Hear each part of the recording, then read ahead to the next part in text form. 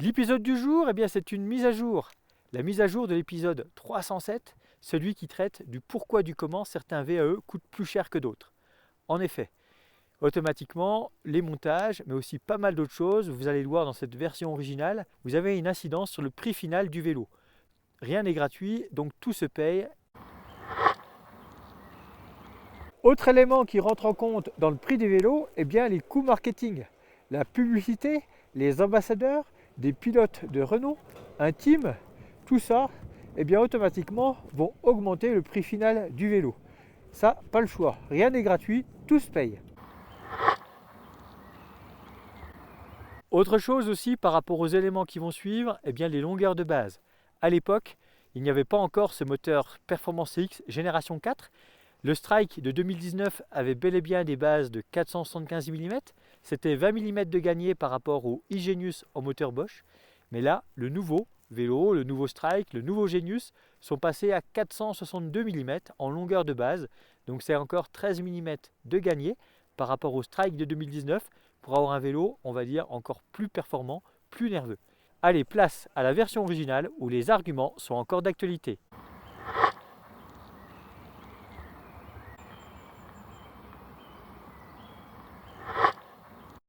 L'épisode du jour traite d'un sujet qui vous tient à cœur, c'est pourquoi certains VTTAE coûtent moins cher que d'autres.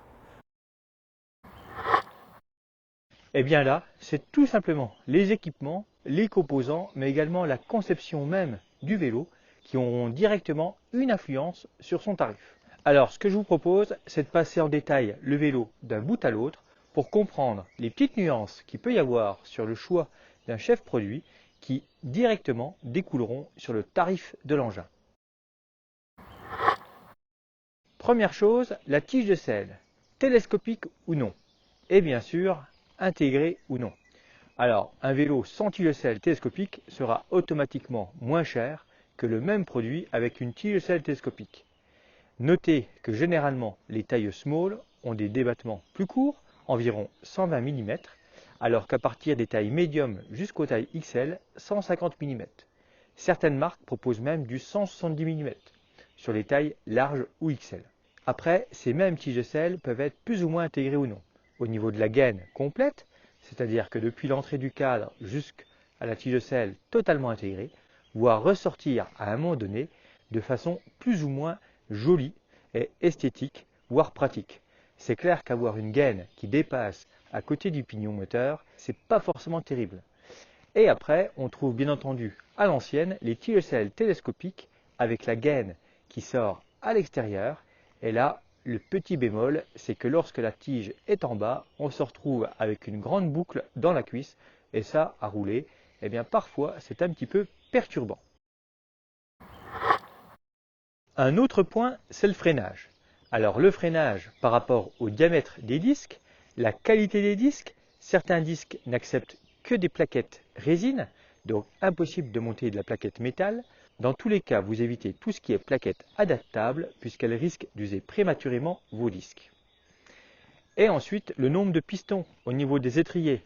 Forcément, moins c'est cher, moins ça freine. En fait, sur des premiers prix, vous aurez des freins double piston.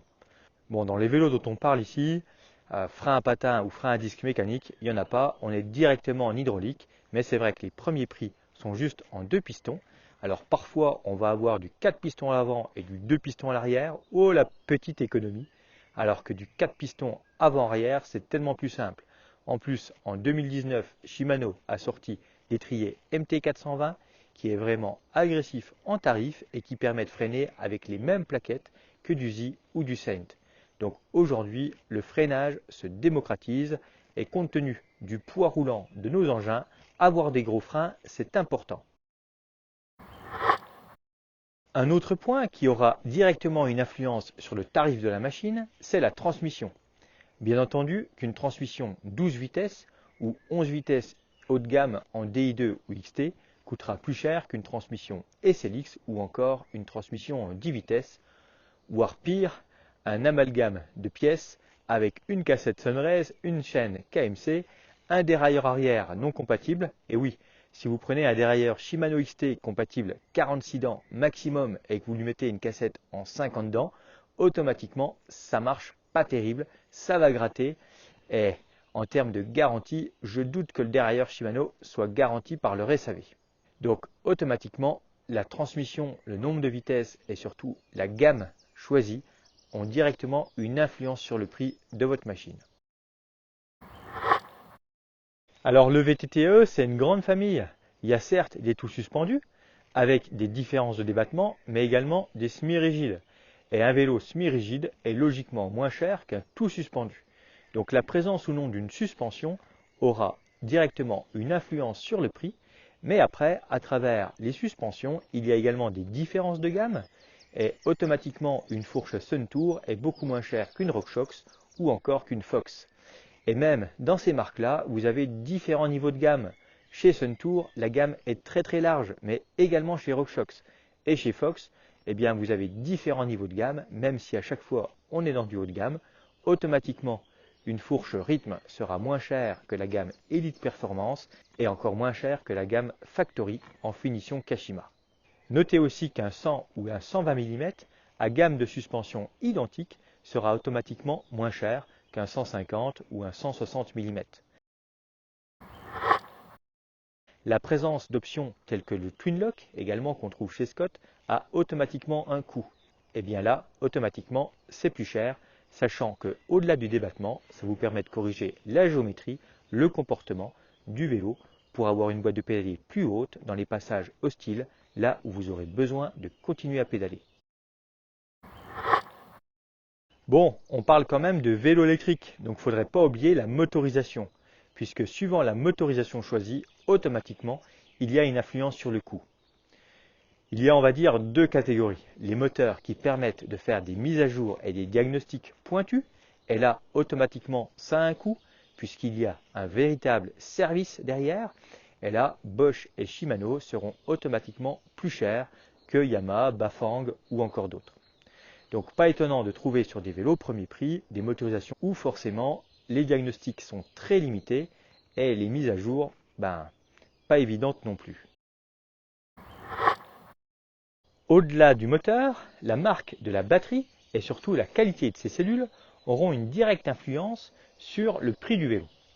En effet, alors autant sur un moteur Bosch, vous n'avez pas le choix, c'est automatiquement une batterie Bosch. Par contre, sur un moteur Shimano, eh bien, vous pouvez avoir ce que j'appelle une batterie no-name. Et si vous prenez un Lapierre Overvolt ou encore un Bulls double batterie, vous allez vous rendre compte que la batterie d'origine n'est pas une batterie Shimano. Au diag, c'est clair, il ne s'agit pas d'une BTU 1000 ni d'une BTU 1020. Et lorsqu'on ouvre le carter et qu'on voit qualité du faisceau, eh bien là, je ne veux pas dire qu'on prend peur, mais on n'est pas chez Shimano, c'est pas la même qualité et c'est automatiquement moins cher. Donc si vous voulez du matériel, on va dire au top, restez 100% dans la marque. Notez d'ailleurs que Shimano communique sur une meilleure autonomie en termes de gestion d'énergie avec ses propres batteries et annonce jusqu'à 10% de performance en plus. Donc rien ne sert d'avoir une batterie avec des grosses capacités si la qualité des cellules n'est pas au rendez-vous. Ensuite, il y a un argument qui va toucher que ceux qui veulent rouler par tous les temps et surtout qui connaissent la boue, l'humidité. C'est clair que si vous roulez que dans la poussière, eh bien vous n'allez pas vous sentir concerné. Mais le dégagement autour de la roue arrière, qui est le résultat direct de la qualité des travaux réalisés par les ingénieurs de la marque, ont automatiquement une influence sur le prix. Généralement, les vélos les moins chers ont très peu de dégagement autour du pneu.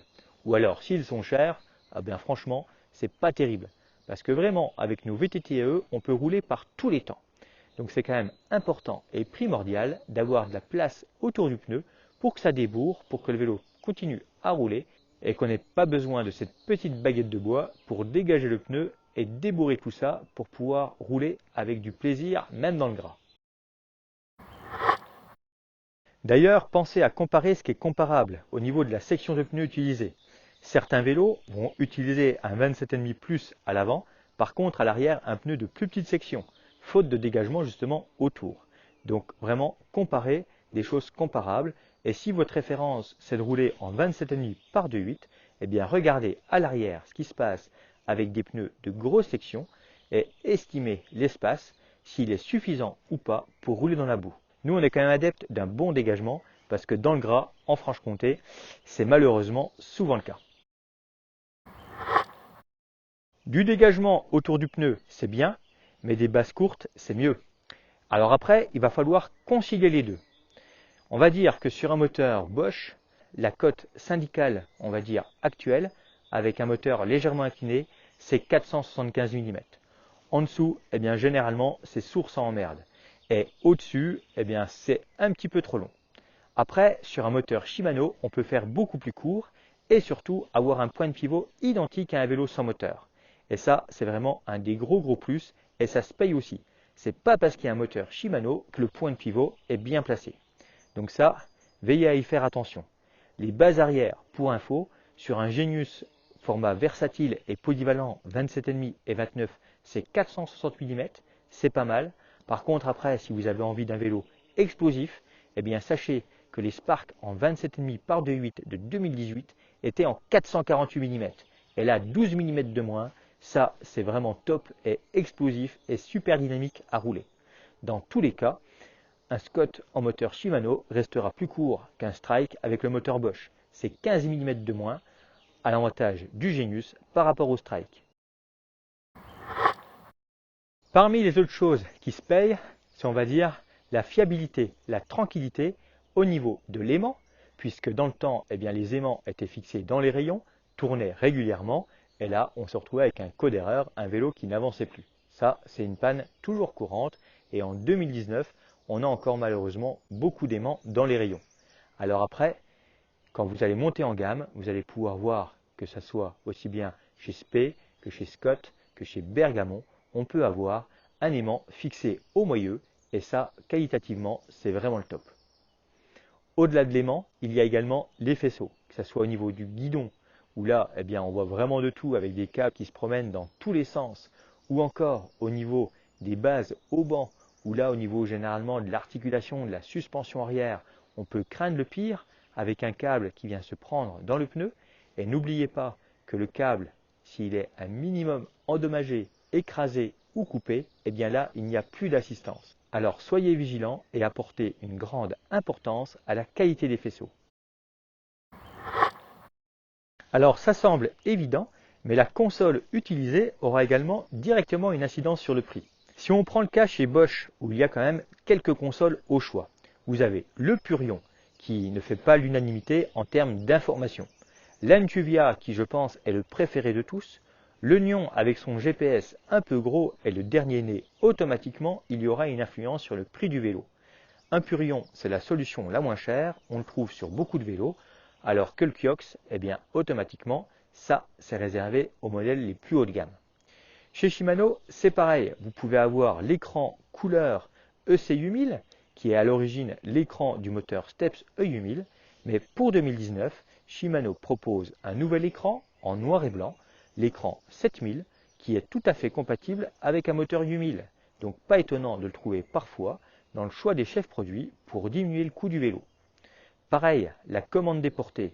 Chez Shimano, il existe plusieurs solutions, des solutions plus destinées aux vélos de ville, qu'il est malheureusement dommage de trouver sur des VTT. Et après, eh bien, différentes consoles, la console du 7000, qui en termes d'ergonomie a l'air intéressante, on tâchera de la rouler à l'occasion. Et bien sûr, la commande du 8000 qui reprend l'ergonomie des shifters de changement de vitesse, qui à nos yeux est certainement la console la mieux conçue en termes d'ergonomie, puisqu'elle permet de garder la main verrouillée sur le guidon, avec le pouce dessous, là où toutes les autres commandes, et malheureusement c'est le cas de la nouvelle commande Kiox, il faut déverrouiller le pouce, malgré un pan incliné, pour changer les modes et avoir accès aux différentes fonctions. Donc l'ergonomie a automatiquement un coût sur le prix du vélo également.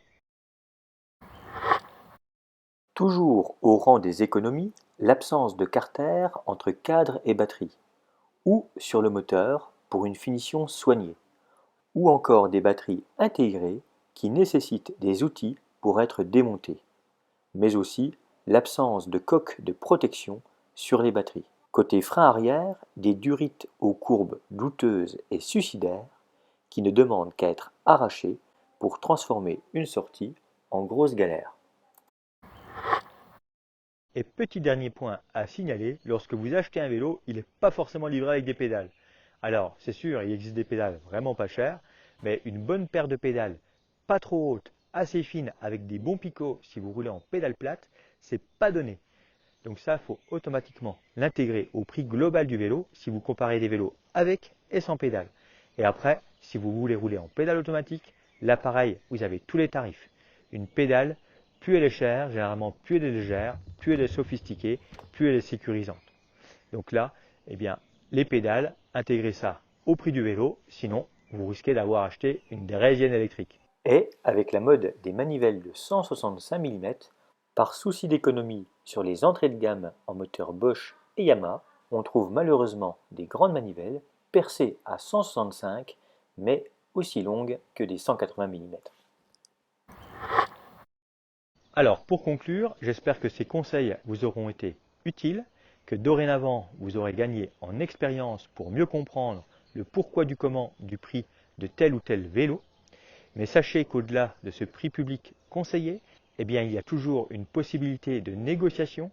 Mais si j'ai un conseil à vous donner, si le seul argument du magasin c'est le prix, méfiez-vous. Surtout si ces principaux arguments sont le couple ou encore le voltage de la batterie. Là, méfiance. Ces arguments-là, pas terribles. Là, il y a de fortes chances que le vélo sera mal préparé et que derrière, au niveau du service et de l'entretien, ça risque d'être la cata. Donc dans l'achat d'un vélo, ça représente quand même des gros sous. Donc pensez à mettre dans la moulinette, au-delà du choix du matériel, également le choix du service avec un atelier compétent et surtout un vrai interlocuteur. Ça, c'est vraiment primordial si vous voulez vraiment avoir un jouet qui fonctionne bien et surtout qui fonctionne bien dans le temps.